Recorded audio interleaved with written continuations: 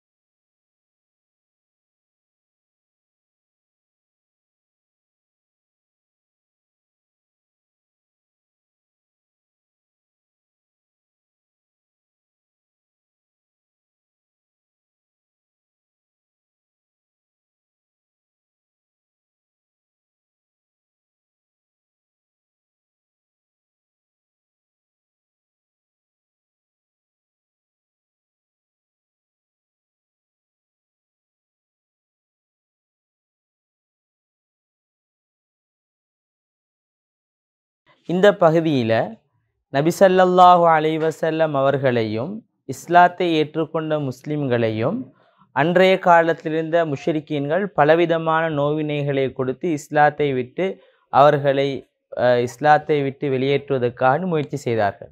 அவ்வாறான நோவினைகளை தான் இந்த இடத்துல நான் உங்களுக்கு காட்சிப்படுத்திக்கிறோம். அதில் முதலாவதாக நபி ஸல்லல்லாஹு அலைஹி வஸல்லம் அவர்களுக்கு கொடுக்கப்பட்ட சில நோவினைகள். அதில் ஒன்று தான், நபி ஸல்லல்லாஹு அலைஹி வஸல்லம் அவர்கள் தொழும் பொழுது என்ன செய்வார்கள் என்றால், அழுகிய ஆட்டு குடல்களை கொண்டு நபி ஸல்லல்லாஹு அலைஹி வஸல்லம் அவங்களோட மேலில் போட்டுட்டு போவார்கள். அதே போல் நபி ஸல்லல்லாஹு அலைஹி வஸல்லம் தாவத்துடைய பிரச்சாரத்தில் ஈடுபட்டு கொண்டிருக்கும் பொழுது அவங்களுக்கு பின்னுக்கால என்ன செய்வாங்க என்றால், சிறு கற்களை நபி ஸல்லல்லாஹு அலைஹி வஸல்லம் முன்னால் தாவத் பண்ணி கொண்டு போவார்கள், பிரச்சாரம் செய்து கொண்டு செல்வார்கள். அந்த நேரத்தில் அபூ ஜஹல் போன்ற இஸ்லாமிய விரோதிகள் சிறு கற்கள் எடுத்து நபி ஸல்லல்லாஹு அலைஹி வஸல்லமோட பிடரில் எரிந்து கொண்டு இருப்பார்கள். அடுத்து நபி ஸல்லல்லாஹு அலைஹி வஸல்லம் அவங்க வீட்டிலேருந்து வெளியாகக்கூடிய இடம், வீட்டிலிருந்து போகக்கூடிய வாசல்களில் முட்களை கொண்டு வந்து போட்டார்கள். அதன் மூலம் நபி ஸல்லல்லாஹு அலைஹி வஸல்லம் அவர்களுக்கு நோவினை கொடுப்பதற்கு. இந்த பகுதியில் இஸ்லாத்தை ஏற்றுக்கொண்ட சஹாபாக்களுக்கு, அதாவது நபி அவர்களின் தோர்களுக்கு கொடுக்கப்பட்ட நோவினைகளை நாங்கள் என்ன செஞ்சுக்கிறோம், அதில் ஒரு சிலதை இங்கே காட்சிப்படுத்திக்கிறோம். அதில் ஒன்று தான் முஸ்அப் இப்னு உமைர் ரலியல்லாஹு அன்ஹு. இவர் ஒரு செல்வந்த குடும்பத்தில் பிறந்தவர், கஷ்டமென்றாலே என்னென்று தெரியாத ஒரு மனிதர். அப்போ இவர் இஸ்லாத்தை ஏற்றுக்கொண்டதுக்காக வேண்டி அவங்களோட பெற்றோர் அவரை வீட்டிலேருந்து விரட்டி விடுறாங்க, வீட்டிலேருந்து வெளியே போக சொல்கிறாங்க. அவர் வீட்டிலேருந்து வெளியே வந்ததுக்கு பின்னால் பரவாயில்ல, இவர் வீட்டிலேருந்து வெளியே வந்ததுக்கு பின்னால் பல கஷ்டங்களை முகம் கொடுத்தார். எந்த அளவுக்கு என்றால், அவரை பற்றி சொல்லக்கூடியவங்க சொல்கிறாங்க, எவ்வளோ சிறப்பாக இருந்தவர், இப்போ அவரோட தோலெல்லாம் அழகாக இருந்த தோலெல்லாம் பாம்பின் தோல் போல் ஆகிவிட்டது என்று சொல்லும் அளவுக்கு இஸ்லாத்துக்காக கஷ்டப்பட்டார். இது இந்த இடத்துல நாங்கள் பொதுவாக சில யாராவது இஸ்லாத்துக்கு வந்தால் குறைஷிகள் தண்டனை கொடுப்பாங்க. அதில் ஒன்று தான் என்ன செய்வாங்கன்னு, ஒரு பாயொண்டுக்குள்ள அந்த இஸ்லாத்தை ஏற்றுக்கொண்ட நபரை சுருட்டி கீழால் என்ன செய்வாங்க, புகையை மூட்டிடுவாங்க. அதன் மூலம் அவர் மூச்சு திணறி கஷ்டப்படுவார். அதே போல் தண்ணீர் குளங்கள் அல்லது தண்ணீர் இருக்கக்கூடிய இடங்களில் கொண்டு வந்து அவங்கள முக்கி அல்லது தண்ணீர் இருக்கக்கூடிய இடம் இல்லாமல், ஏன்னா மக்களில் தண்ணீர் இருக்கிற இடம் இல்லை. அப்போ என்ன செய்வாங்கன்னா, தண்ணி நிரப்பி ஒரு இடத்துல கொண்டு வந்து அந்த இஸ்லாத்தை ஏற்றுக்கொண்டவரை மூழ்க செஞ்சு அதன் மூலமாக அவர் என்ன செய்வார், தண்ணி மூக்குக்குள்ளே பெய்த்து அதன் மூலம் கஷ்டப்படுவார். அதன் மூலம் இஸ்லாத்திலிருந்து அவரை மதம் மாற்றம் செய்வதற்கு முயற்சி செஞ்சார்கள். அடுத்தது முக்கியமான ஒருத்தர் தான் இஸ்லாத்துக்காக மிகவும் கஷ்டப்பட்டவர், ஹப்பாப் இப்னு அரத் ரலியல்லாஹு அன்ஹு. அவர் ஒரு கொல்லனாக வேலை செய்தவர். அதனால் என்ன செய்வாங்கன்னா, அவர் இந்த இரும்பை உருக்குவதற்காக வேண்டி தயார்படுத்தின நெருப்பில் அவர் அப்படியே இழுத்து கொண்டு போவார்கள். அதன் மூலமாக அவருடைய மேல் இருக்கக்கூடிய இரத்தம், கொழுப்பு இவைகள் உருகி அந்த நெருப்பு அணையுமே தவிர அந்த குறைஷிகளோட உள்ளத்தில் இரக்கம் என்பது வர இல்லை. அதே போல் பிலால் ரலியல்லாஹு அன்ஹு இஸ்லாத்துக்காக மிகவும் கஷ்டங்களை அனுபவித்தவர். அவர் என்ன செய்வாங்கன்னா, கரடு முரடான பாதைகளில் அவரோட கழுத்தில் கயிறை கட்டி கொடுப்பாருங்க, சின்னவங்கக்கிட்ட சிறியவர்கள்ட்ட கொடுப்பாங்க. அவர் இழுத்து கொண்டே போவார்கள். அதன் மூலமாக அவரோட மேலில் காயங்கள் ஏற்படும். அதே போல் சுடுமணல் நிறைந்த பாலைவனத்தில் கொண்டு வந்து அவரை படுக்க போட்டு அவரின் மீது ஒரு நெஞ்சின் மீது கல்லை வச்சு அதன் மூலமாக துன்புறுத்தினார்கள். அதுக்கு அடுத்தபடியாக அம்மார் இப்னு யாசிர் ரலியல்லாஹு அன்ஹு அவர்களின் குடும்பம், முழு குடும்பமே இஸ்லாத்தை ஏற்றுக்கொண்டார்கள். அந்த வகையில் முழு குடும்பமும் பல சோதனைகளுக்கு பல கஷ்டங்களுக்கு முகம் கொடுத்தார்கள். அதைத்தான் நான் இங்கே என்ன செஞ்சுக்கிறேன் உங்களுக்கு, சுமையா ரலியல்லாஹு அன்ஹு அவர்களை ஈட்டியால் குத்தி கொலை செய்தல். அதாவது அபூ ஜஹல் என்ற கொடியவன் அவங்களுக்கு ஈட்டியால் அடித்து அவனுக்கு கொலை செய்தான். அதே போல் அவங்களோட தந்தையான யாசிர் ரலியல்லாஹு அன்ஹு அவர்களை என்ன செய்வாங்கன்றால் 2 குதிரையில் அவன் 2 காலை கட்டி 2 குதிரையும் 2 திசைகளுக்கு விரட்டுவார்கள். அதன் மூலம் அவர் நோவினை செய்யப்பட்டார். அம்மார் ரலியல்லாஹு அன்ஹு அவருக்கும் பல நோவினைகள் கொடுத்தாலும் இவங்க இஸ்லாத்தை விட்டு போக இல்லை. நபி ஸல்லல்லாஹு அலைஹி வஸல்லம் அவங்களுக்கு கட்டாயம் சுவர்க்கம் இருக்கிறது என்ற நல்ல செய்தியை இவர்கள் படக்கூடிய கஷ்டங்களுக்கு நபி ஸல்லல்லாஹு அலைஹி வஸல்லம் அவர்கள் ஆறுதலாக சொன்னார்கள்.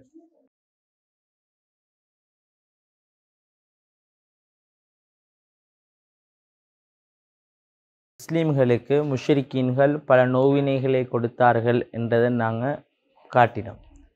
இது என்னிடம்னு சொன்னால், ஹபஷாவுக்கு நபி ஸல்லல்லாஹு அலைஹி வஸல்லம் அவர்கள் கட்டளைக்கிணங்க சஹாபாக்கள் ஹிஜ்ரத் செய்தார்கள் என்றதை இந்த பகுதியில் நாங்கள் காட்டிக்கிறோம்.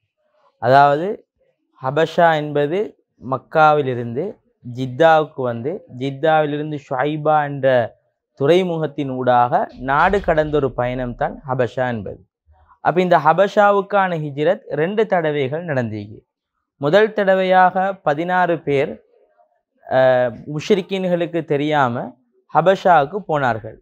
ஏன் இவர்கள் ஹபஷாவை தெரிவு செய்தார்கள் என்றால், நபி ஸல்லல்லாஹு அலைஹி வஸல்லம் அவர்கள் சொன்னார்கள், ஹபஷாவில் இருக்கக்கூடிய நஜாஷி மன்னரானவர் யாருக்கும் அநியாயம் செய்ய மாட்டார், நீதியாக நியாயமாக நடந்து கொள்ளக்கூடிய ஒரு மன்னர் என்று சொன்னதன் காரணமாகத்தான் முஸ்லீம்கள் முதல் தடவையாக ஹபஷாவுக்கு போனார்கள்.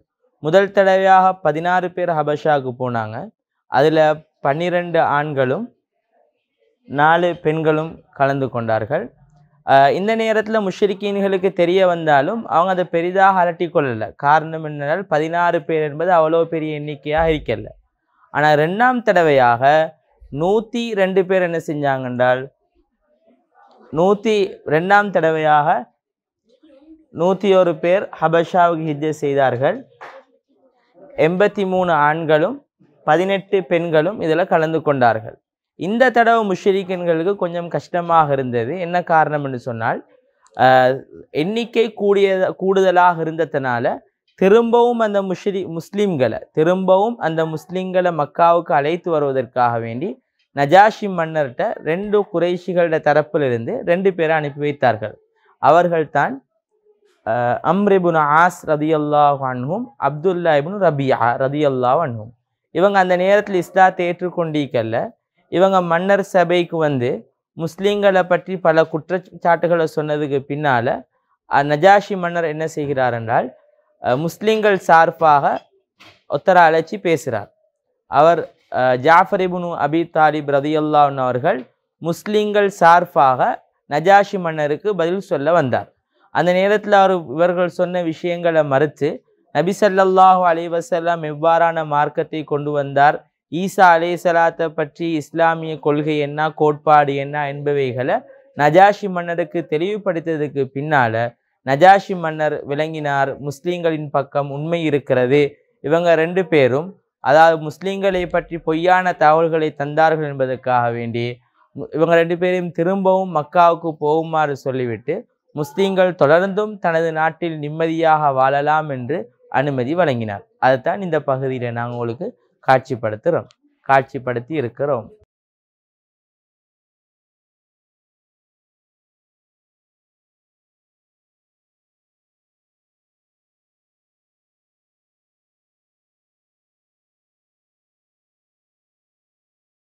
நபி ஸல்லல்லாஹு அலைஹி வஸல்லம் அவர்களை எத்தனை தடவை எச்சரித்த போதிலும் தொடர்ந்தும் நபி ஸல்லல்லாஹு அலைஹி வஸல்லம் அவர்கள் இஸ்லாமிய பிரச்சாரத்திலே தொடர்ந்து ஈடுபட்டு கொண்டதன் காரணமாக அதனை நிறுத்துவதற்காக வேண்டி முஷ்ரிக்கீன்கள் செய்த ஒரு திட்டம்தான் ஷிஅபு அபி தாலிப் என்று அழைக்கக்கூடிய அபூ தாலிப் பள்ளத்தாக்கு என்னும் இடத்தில் வைத்து முஸ்லிம்களை சமூக ரீதியான பகிஷ்கரிப்புக்கு உள்ளாக்கினார்கள். அதாவது அவர்கள் அனைவரும் சேர்ந்து முஷ்ரிக்கீன்கள் தலைவர்கள் அனைவரும் சேர்ந்து ஒரு உடன்படிக்கையை எழுதி ஒரு ஒப்பந்தத்தை எழுதி காபாவிலே மாட்டி விடுகிறார்கள். அதிலே என்ன சொல்லப்படுகிறது என்றால் நபி ஸல்லல்லாஹு அலைஹி வஸல்லம் குடும்பத்தவர்களான பனு ஹாஷிம் பனு முத்தலிபர்களுடன் யாரும் எவ்வித தொடர்புகளையும் வைத்து கொள்ளக்கூடாது.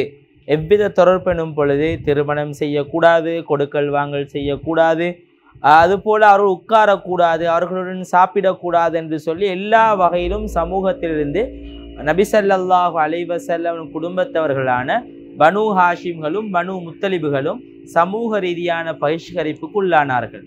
கிட்டத்தட்ட 3 வருடங்களாக முஸ்லீம்கள் இப்பள்ளத்தாக்கு 3 வருடங்களாக பனு ஹாஷிம்களும் பனு முத்தலிபுகளும் பல கஷ்டங்களுக்கு மத்தியில் இப்பள்ளத்தாக்கில் இருந்தார்கள்.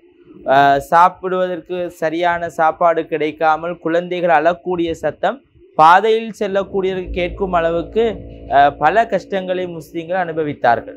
என்றாலும் 3 வருடங்களுக்கு பிறகு அல்லாஹு தாலாவின் ஏற்பாடு படி கரையான் அவ்வுடன்படிக்கையை அரித்தது. அதிலே அல்லாஹ்வின் பெயரை தவிர அநியாயமான அனைத்து விடயங்களும் அளிக்கப்பட்டிருந்தது.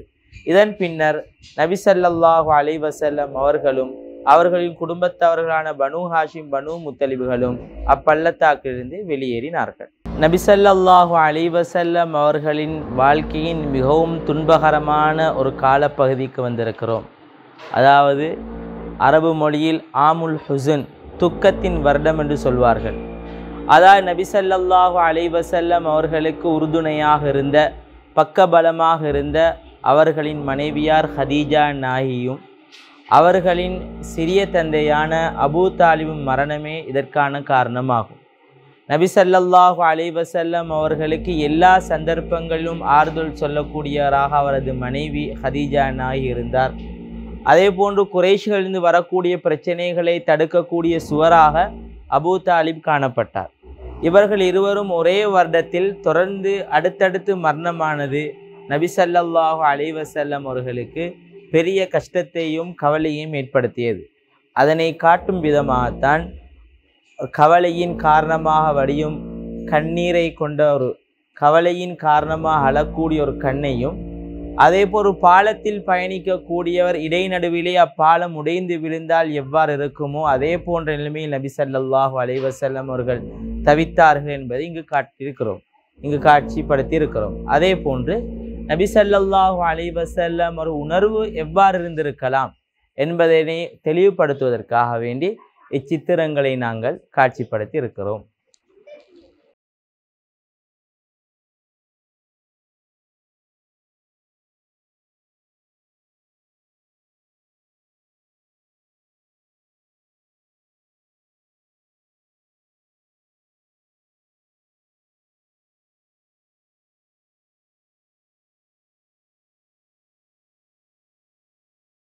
ஹதீஜா நாயின் பிரிவை அடுத்து அதேபோல் அபூ தாலிபுடைய மரணத்தை தொடர்ந்து மிகவும் கவலையான நிலைமையில் இருக்கும் பொழுது அவர்களுக்கு ஒரு நிம்மதி கிடைக்கலாம், அவர்கள் வேறொரு கூட்டத்துக்கு நிம்மதி கிடைக்கலாம், அதே போன்று மக்கா தவிர்ந்த இன்னும் ஒரு நகருக்கு சென்று அங்கே இருக்கக்கூடிய மக்களை இஸ்லாத்துக்கு அழைக்கலாம் எனும் நோக்கில் நபி ஸல்லல்லாஹு அலைஹி வஸல்லம் அவர்கள் செய்த பயணம்தான் தாயிஃப் பயணம். ஆனால் இந்த தாயிஃப் பயணம் நபி ஸல்லல்லாஹு அலைஹி வஸல்லம் அவர்களது நோக்கத்துக்கு மாறாக அமைந்தது என்பது கவலைக்குரிய விடயம். நபி ஸல்லல்லாஹு அலைஹி வஸல்லம் அவர்கள் சென்ற தாயிஃப் நகரத்தை தான் இந்த இடத்திலே நாங்கள் உங்களுக்கு காட்சிப்படுத்தி இருக்கிறோம். நபி ஸல்லல்லாஹு அலைஹி வஸல்லம் முதலாவதாக தாயிஃப் நகரத்துக்கு சென்று சகீஃப் கிளையாரின் தலைவர்களிடத்தில் இஸ்லாத்தை சொன்னார்கள். அந்த நேரத்திலே அவர்கள் அனைவரும் இஸ்லாத்தை ஏற்க மறுத்ததுடன் சாதாரண மக்களை கொண்டு மடையர்களை கொண்டு நபி ஸல்லல்லாஹு அலைஹி வஸல்லம் அவர்களுக்கு கற்களால் எரியச் செய்தார்கள். அதே போன்று தாயிஃப் நகரத்தை விட்டு வெளியே வரும் வரைக்கும் தொடர்ந்து நபி ஸல்லல்லாஹு அலைஹி வஸல்லம் கற்களால் எரியப்பட்டதை போன்று கடும் சொற்களாலும் சுடப்பட்டார்கள். அந்த நேரத்திலே நபி ஸல்லல்லாஹு அலைஹி வஸல்லம் அவர்கள் காயப்பட்டு அவர்களின் காலெல்லாம் இரத்தத்தால் நனைந்து போனது. அதனைத்தான் இங்கு சிவப்பு நிறத்திலே நாங்கள் கால் பாதத்தினை காட்டியிருக்கிறோம். நபி ஸல்லல்லாஹு அலைஹி வஸல்லம் அவர்கள் தாயிஃப் நகரத்திலிருந்து வெளியேறி அங்கு அருகில் இருக்கக்கூடிய ஒரு திராட்சை தோட்டத்திற்குள்ளே நுழைந்து அங்கு சிறிது நேரம் இருக்கிறார்கள். தாயிஃப் பயணத்தின் போது நபி ஸல்லல்லாஹு அலைஹி வஸல்லம் அவர்களுடன் உதவியாக ஸெய்த் இப்னு ஹாரிஸா ரலியல்லாஹு அன்ஹு அவர்களும் இருந்தார்கள் என்பது குறிப்பிடத்தக்கது. நபி ஸல்லல்லாஹு அலைஹி வஸல்லம் அவர்களுக்கு எரியப்படக்கூடிய கற்களை தனது முதுகினாலும் நெஞ்சினாலும் அவர்கள் அக்கற்களை நபி ஸல்லல்லாஹு அலைஹி வஸல்லம் அவர்களை தனது முதுகினாலும் நெஞ்சினாலும் பாதுகாத்தார்கள். இவ்வாறு இருவரும் சேர்ந்து தாயிஃப் நகரத்திலிருந்து வெளியேறி தாயிஃப் நகரத்துக்கு அருகில் இருக்கக்கூடிய திராட்சை தோட்டத்தினுள்ளே ஒரு சிறிது நேரம் அலைப்பாருகிறார்கள். அந்த நேரத்திலே நபி ஸல்லல்லாஹு அலைஹி வஸல்லம் அவர்கள் அல்லாஹ்விடத்திலே இறைஞ்சிய பிரார்த்தனை அதோ அங்கு அல்லாஹும்ம இலைக அஷ்கு துஅஃப குவதி என்ற துஆவின் மூலம் அந்த படத்தின் மூலம் காட்டியிருக்கிறோம். அந்த நேரத்திலே நபி ஸல்லல்லாஹு அலைஹி வஸல்லம் அல்லாஹ்விடத்திலே முறையிட்டு தனக்கு ஏற்பட்ட கவலைக்கு ஆறுதல் தேடுகிறார்கள். அதே போன்று இந்த தோட்டத்திலிருந்து முக்கியமான ஒரு நிகழ்வு தான் நபி ஸல்லல்லாஹு அலைஹி வஸல்லம் அவர்களுக்கு எதிரியாக இருந்த ரபியா என்பவரின் இரு மகன்களும் இந்த நேரத்திலே நபி ஸல்லல்லாஹு அலைஹி வஸல்லம் அவர்களை கண்டு அவர்கள் உள்ளத்திலோ இரக்கம் வருகிறது. அவர்கள் தனது அத்தாஸ் எனும் அடிமையின் மூலம் நபி ஸல்லல்லாஹு அலைஹி வஸல்லம் அவர்களுக்கு சில திராட்சை பழங்களை கொடுத்து அனுப்பினார்கள். அந்த நேரத்திலே அத்தாஸ் என்பவர் நபி ஸல்லல்லாஹு அலைஹி வஸல்லம் அவர்கள் உரையாடுகிறார்கள். அவருக்கு இஸ்லாத்தை சொல்லிக் கொடுத்தார்கள். அந்த அத்தாஸ் உடனே அந்நேரத்திலே இஸ்லாத்தை ஏற்றுக்கொண்டது நபி ஸல்லல்லாஹு அலைஹி வஸல்லம் அவர்களுக்கு பெரும் மன அமைதியை கொடுத்தது எனலாம். தாயிஃப் நகர பயணத்துக்கு பின்னால் நபி ஸல்லல்லாஹு அலைஹி வஸல்லம் அவர்கள் கடுமையான மன உளைச்சலுக்கு உள்ளாகி இருந்தார்கள்.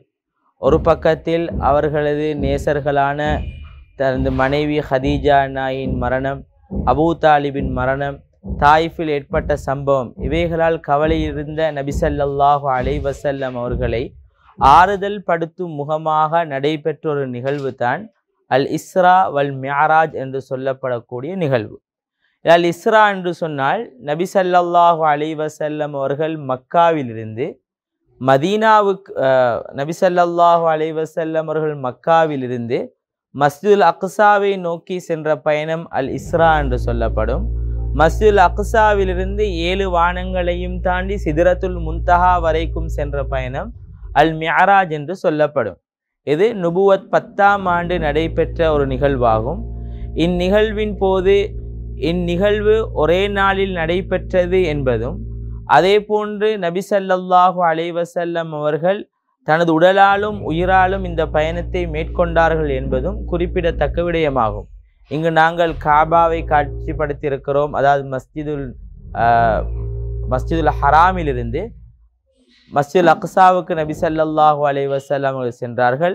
அங்கிருந்து ஒவ்வொரு வானங்களாக தாண்டி ஒவ்வொரு வானங்களிலும் ஒவ்வொரு வானத்திலும் ஒரு நபியை சந்தித்தார்கள். அந்த நேரத்திலே மஸ்ஜிதுல் அக்ஸாவிலிருந்து ஒவ்வொரு வானங்களாக தாண்டி நபி ஸல்லல்லாஹு அலைஹி வஸல்லம் செல்லும் பொழுது ஒவ்வொரு வானத்திலும் ஒவ்வொரு நபிமார்களை சந்தித்தார்கள்.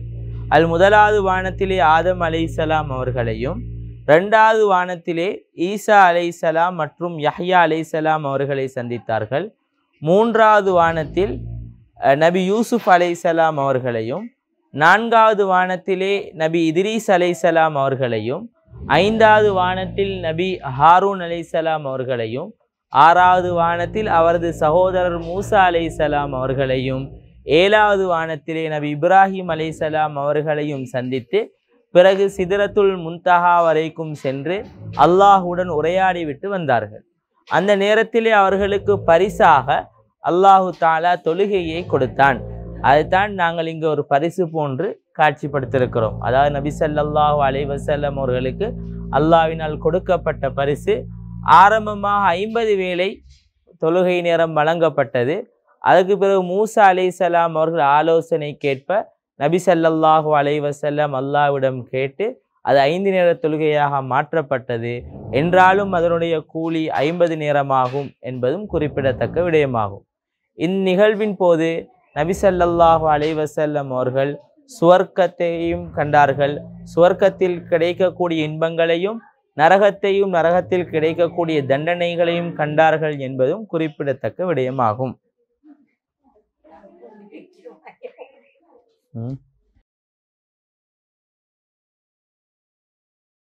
இந்த இடத்துல நபி ஸல்லல்லாஹு அலைஹி வஸல்லம் அவர்களது வரலாற்றின் மக்கா காலத்தின் முக்கிய ஒரு திருப்பு முனையாக அமைந்த அக்கபாவுடைய உடன்படிக்கையை தான் இந்த இடத்துல நாங்கள் காட்சிப்படுத்தியிருக்கிறோம். அதாவது நபி ஸல்லல்லாஹு அலைஹி வஸல்லம் அவர்கள் மக்காவை விட்டு மதீனாவுக்கு ஹிஜ்ரத் செய்வதற்கு முக்கிய காரணமாக அமைந்ததே இந்த அக்கபாவுடைய உடன்படிக்கை தான். இந்த அக்கபாவுடைய உடன்படிக்கை 2 தடவைகள், அதாவது நுபுவத் 12ஆம் வருடமும் நுபுவத் 13ஆம் வருடமும் நடைபெற்றது. 2 உடன்படிக்கைகள். முதலாம் உடன்படிக்கையில் 12 பேர் கலந்து கொண்டார்கள். 2வது உடன்படிக்கையில் 75 பேர் கலந்து கொண்டார்கள். இந்த உடன்படிக்கையில் என்னென்ன விஷயங்கள் என்னென்ன விடயங்கள் ஒப்பந்தமிடப்பட்டது, உடன்படிக்கை செய்யப்பட்டது என்பதும், முதலாவது உடன்படிக்கையில் என்ன விடயங்கள் ஒப்பந்தத்தில் காணப்பட்டது என்பதும், இரண்டாவது உடன்படிக்கையில் என்ன விடயங்கள் நபி ஸல்லல்லாஹு அலைஹி வஸல்லம் அவர்கள் அம்மக்களிடம் எதிர்பார்த்தார்கள் என்பதையும் இங்கு நாங்கள் காட்சிப்படுத்தி இருக்கிறோம். இவ்வுடன்படிக்கையின் பிறகுதான் நபி ஸல்லல்லாஹு அலைஹி வஸல்லம் அவர்கள் முஸ்லிம்களுக்கு ஹிஜ்ரத் செய்வதற்கு பொருத்தமான இடமாக மதீனாவை காட்டினார்கள். அதன் பிறகு முஸ்லிம்கள் தனியாகவும் கூட்டமாகவும் இரகசியமாகவும் மக்காவை விட்டு மதீனாவை ஹிஜ்ரத் செய்தார்கள்.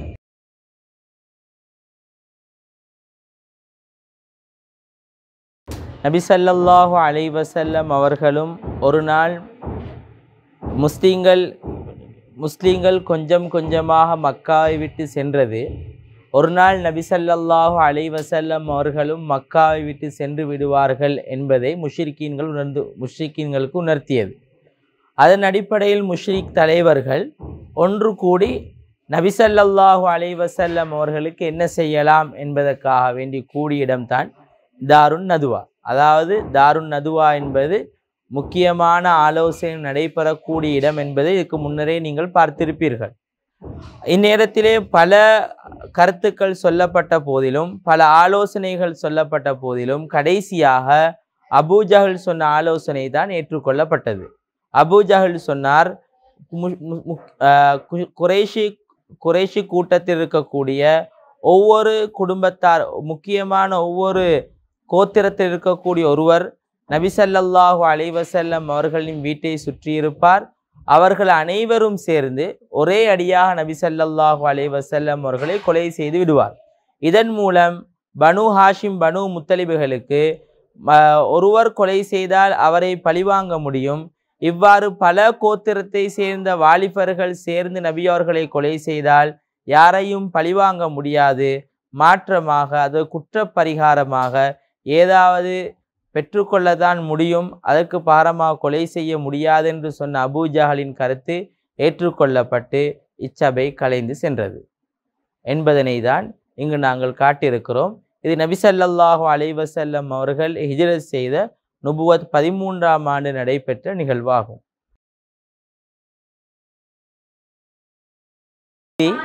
இதற்கு முன்னர் நாங்கள் நபி ஸல்லல்லாஹு அலைஹி வஸல்லம் அவர்களை கொலை செய்ய குறைஷிகள் ஆலோசனை செய்தார்கள் என்பதை பார்த்தோம். இந்த இடத்திலே அதனை எவ்வாறு அமுல்படுத்தினார்கள், அந்நேரத்தில் என்ன நடைபெற்றது என்பதை காட்சிப்படுத்தியிருக்கிறோம். அதாவது நபி ஸல்லல்லாஹு அலைஹி வஸல்லம் அவர்கள் இரவில் தூங்கும் பொழுது அவர்களை வீட்டை சுற்றி ஒவ்வொரு கோத்திரத்திலிருந்து ஒவ்வொரு வாலிபர்கள் வந்து நிற்கிறார்கள். நபி அவர்கள் வெளியே வந்ததும் அவர்களை கொலை செய்ய வேண்டும் என்பதற்காகவே நின்று கொண்டிருக்கிறார்கள். அந்த நேரத்திலே முன்னேற்பாடாக நபி ஸல்லல்லாஹு அலைஹி வஸல்லம் அவர்கள் வளமையாக தூங்கக்கூடிய இடத்திலே அலி ரலியல்லாஹு அன்ஹு அவர்களை தூங்க வைத்துவிட்டு அலி ரலியல்லாஹு அன்ஹு தூங்கக்கூடிய இடத்திலே நபி ஸல்லல்லாஹு அலைஹி வஸல்லம் அவர்கள் தூங்கிக் கொள்கிறார்கள். இரவு நேரத்திலே நபி ஸல்லல்லாஹு அலைஹி வஸல்லம் வெளியே வந்து சூரா யாசீனுடைய முதல் 10 ஆயத்துக்களை ஓதியவர்களாக மண்ணை எடுத்து சுற்றி இருந்தவர்களை நோக்கி தூவிவிட்டு வெளியாகி செல்கிறார்கள். அல்லாஹு தஆலா அந்த நேரத்திலே இவர்களின் கண்களை எல்லாம் நபி அவர்களை விட்டு குருடாக்கி விட்டான்.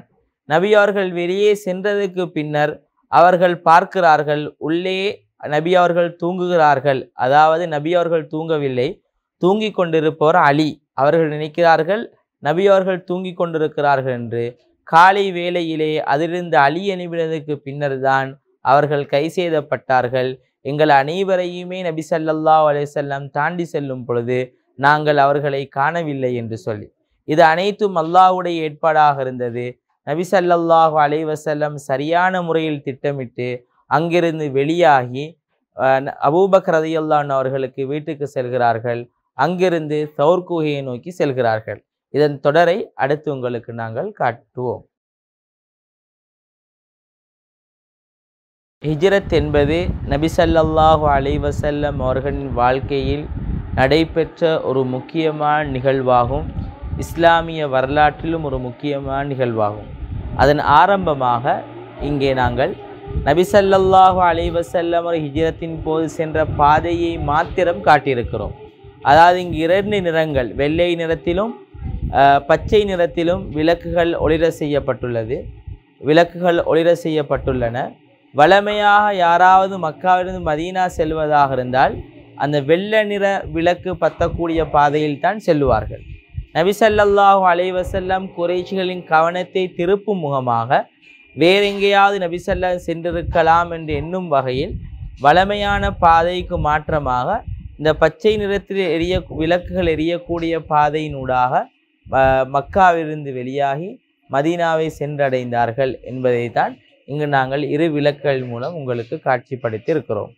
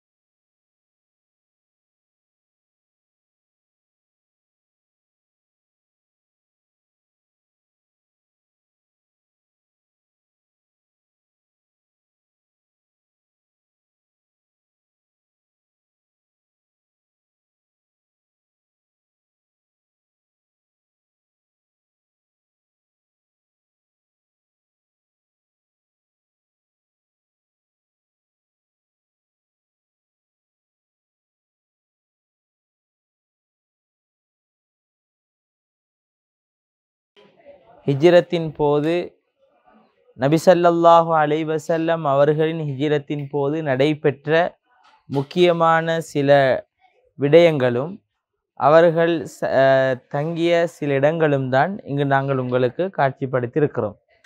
அதில் முதலாவது நபி ஸல்லல்லாஹு அலைஹி வஸல்லம் அவர்கள் அவர்களுடைய வீட்டிலிருந்து வெளியேறி அபூபக்கர் ரலியல்லாஹு அன்ஹு வீட்டுக்கு சென்று அவர்கள் இருவரும் சேர்ந்து இரவோடு இரவாக சௌர் என்று சொல்லக்கூடிய குகையிலே வந்து தங்குகிறார்கள். அந்த குகையில் தங்கி அங்கு 3 நாட்களுக்கு பிறகுதான் ஹிஜ்ரத்துடைய பயணத்தை ஆரம்பித்தார்கள். அந்த குகையை காட்டுவதற்காக வேண்டிதான் இங்கு நாங்கள் குகை போன்றொன்றை செய்து சௌர் குகை, அந்த குகையின் நபி ஸல்லல்லாஹு அலைஹி வஸல்லம் அவர்கள் தங்கிய குகை சௌர் என்று அழைக்கப்படக்கூடிய குகை, அதுதான் இங்கு காட்சிப்படுத்தியிருக்கிறோம். அடுத்த ஹிஜ்ரத்தின் போது நபி ஸல்லல்லாஹு அலைஹி வஸல்லம் அவர்கள் கடந்து சென்ற ஒரு இடம்தான் உம்மு மாபத் ரதியல்லாஹு அன்ஹா அவர்களின் கூடாரம். அதாவது இங்கு மூதாட்டி பெண்மணி, அதாவது உம்மு மாபத் என்று சொல்லக்கூடிய ஒரு மூதாட்டி பெண்மணி ஒன்று இருந்தார். அவர் நபி ஸல்லல்லாஹு அலைஹி வஸல்லம் அவர்களிடம் அவர்கள் கொடுப்பதற்கு எந்தொன்றுமே கிடையாது என்று சொல்லி மனவருத்தப்பட்ட போது, கவலை தெரிவித்த போது, நபி ஸல்லல்லாஹு அலைஹி வஸல்லம் அவர்கள் அவருடைய கூடாரத்தின் ஓரத்திலே ஒரு ஆட்டை காண்கிறார்கள். அந்த ஆடு மிகவும் மெலிந்ததாகவும் அதில் பால் கறக்க முடியாத ஒரு பெண்ணாடாக இருந்தது. நபி ஸல்லல்லாஹு அலைஹி வஸல்லம் அவர்கள் அல்லாஹ்வின் உதவியை கொண்டு அந்த ஆற்றிலிருந்து பாலை கறந்தார்கள். பாலை கறந்து அதை முதல் தடவையாக நபி ஸல்லல்லாஹு அலைஹி வஸல்லம் அவர்களும் அவர்களின் தோழர் அபூபக்கர் ரலியல்லாஹு அன்ஹு அவர்களும் வீட்டின் உரிமையாளரான உம்மு மாபத் ரலியல்லாஹு அன்ஹா அவர்களும் அருந்தினார்கள். மீண்டும் இன்னும் ஒரு தடவை ஒரு கோப்பை நிறைய பாலை கறந்து அவர்களுக்கு கொடுத்து விட்டு சென்றார்கள். அதனைத்தான் இங்கு நாங்கள் காட்டியிருக்கிறோம். அடுத்தது ஹிஜ்ரத்தின் போது நடைபெற்ற ஒரு முக்கியமான நிகழ்வு தான் சுராகத் இப்னு மாலிக் ரலியல்லாஹு அன்ஹு அவர் இஸ்லாத்தை அந்த நேரத்தில் ஏற்றுக்கொண்டிருக்கவில்லை. குறைஷியர்கள் செய்த அறிவிப்பின்படி, அதாவது யாராவது நபி ஸல்லல்லாஹு அலைஹி வஸல்லம் அவர்களையும் அவர்களது தோழரையும் மக்காவுக்கு பிடித்து கொண்டு வந்தால் அவர்களுக்கு 200 ஒட்டகங்கள் வழங்கப்படும் என்று சொன்னதற்கிணங்க அதனை ஆசை வைத்தவராக சுராகத் இப்னு மாலிக் நபி ஸல்லல்லாஹு அலைஹி வஸல்லம் அவர்களை விரட்டி கொண்டு சென்றார். அந்த நேரத்தில் அவருடைய குதிரையின் கால்கள் அப்படியே மண்ணுக்குள் புதைந்து சென்றது. அதுக்கு பின்னால் அவர் அதிலிருந்து அல்லாஹ்வின் உதவியை கொண்டு பழைய நிலைமைக்கு திரும்பி நபி ஸல்லல்லாஹு அலைஹி வஸல்லம் அவர்களிடத்தில் ஒரு வாக்கு அளிக்கிறார். அதாவது நான் உங்களை காட்டி கொடுக்க மாட்டேன், உங்களை பாதுகாப்பேன் என்று சொல்லியவராக திரும்பவும் அவர் மக்காவை நோக்கி வருகிறார். நபி அவர்களை பிடிக்க சென்றவர் நபி அவர்களை பாதுகாத்தவராக மக்காவை நோக்கி வந்தார். அந்நிகழ்வை தான் இங்கு நாங்கள் காட்சிப்படுத்தியிருக்கிறோம். இது குபா பள்ளிவாயல். அதாவது நபி ஸல்லல்லாஹு அலைஹி வஸல்லம் மதீனாவுக்கு செல்வதற்கு முன்னர் மதீனாவுக்கு அருகில் இருக்கக்கூடிய குபா எனும் நகரத்திலே சில நாட்கள் தங்கிவிட்டு அதன் பின் தான் மதீனாவுக்கு சென்றார்கள். அந்த நேரத்திலே தங்கிய சில நாட்களிலே நபி ஸல்லல்லாஹு அலைஹி வஸல்லம் அங்கு ஒரு மஸ்ஜிதை நிறுவினார்கள். அதுதான் குபா பள்ளிவாயல். அதனைத்தான் இங்கு நாங்கள் காட்சிப்படுத்தி இருக்கிறோம்.